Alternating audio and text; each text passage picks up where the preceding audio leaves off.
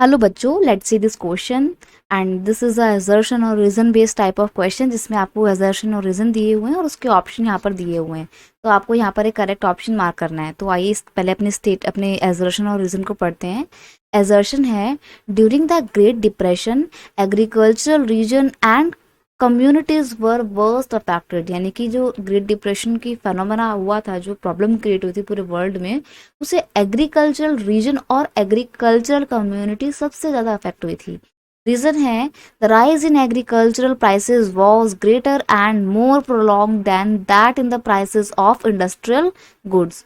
और agricultural prices जो हैं, एग्रीकल्चरल गुड्स के प्राइसेस जो हैं वो उतने तेज़ी से बढ़े थे जितना तेज़ी से इंडस्ट्रियल गुड्स के प्राइसेस नहीं बढ़े थे। ठीक है, यानी कि जो rise in agriculture prices was greater, agriculture goods का प्राइस ज़्यादा बढ़ा था, and more prolong than that in prices of industrial goods. Industrial goods के कंपैरिजन में एग्रीकल्चरल गुड्स का प्राइस ज़्यादा तेज़ी से बढ़ा था। आते हैं आपके ऑप्शन की तरफ। पहला ऑप्शन है, both assertion and reason are true and the reason is correct explanation of assertion।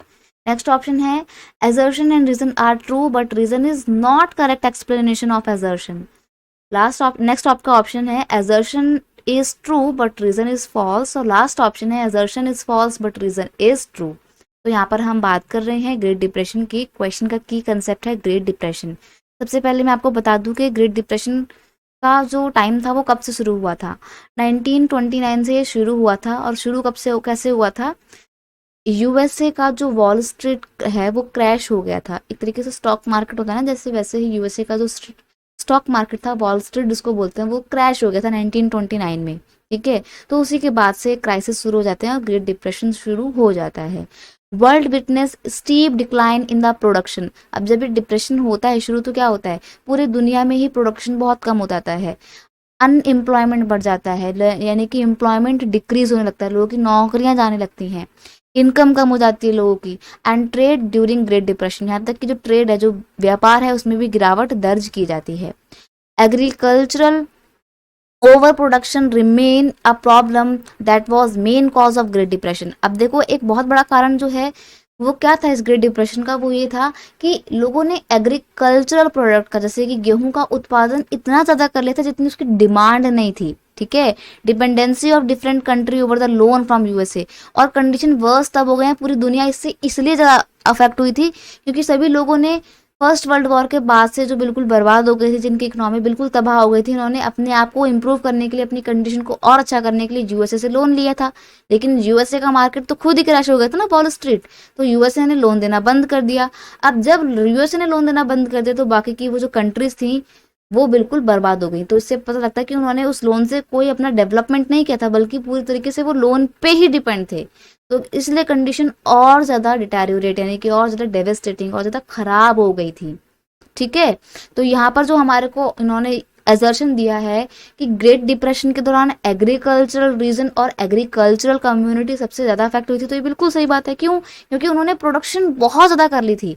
अब देखो, जब प्रोडक्शन बहुत ज़्यादा कर ली है, लोग डिमांड कर नहीं रहे हैं, तो किसान क्या करेंगे, कम से कम दामों में भी बेचने को तैयार हो जाएंगे। तो ऐसे में एग्रीकल्चरल गुड्स का प्राइस क्या होगा, तेजी से नीचे गिरेगा, बढ़ेगा नहीं। तो जो रीजन दिया हुआ है ना कि rise in agricultural prices was greater, नहीं, राइज तो हो ही नहीं रहा था एग्रीकल्चरल प्राइसेस में, बल्कि डिक्लाइन हो रहा था एग्रीकल्चरल प्राइसेस में।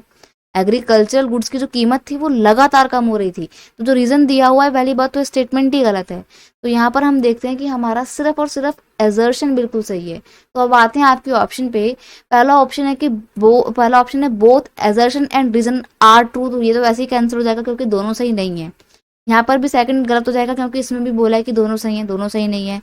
नेक्स्ट आपका ऑप्शन है assertion is true but reason is false. तो हम ऑप्शन थर्ड पे टिक करेंगे, बिकॉज हम देखते हैं कि यहाँ पर हमारा एजर्शन तो बिल्कुल ठीक है लेकिन रीजन तो ही गलत है, राइट। तो इसलिए option third, assertion is true but reason is false, is your correct answer.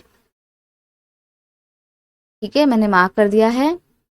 तो finally option third is your correct answer. I hope you understood it well. Best of luck.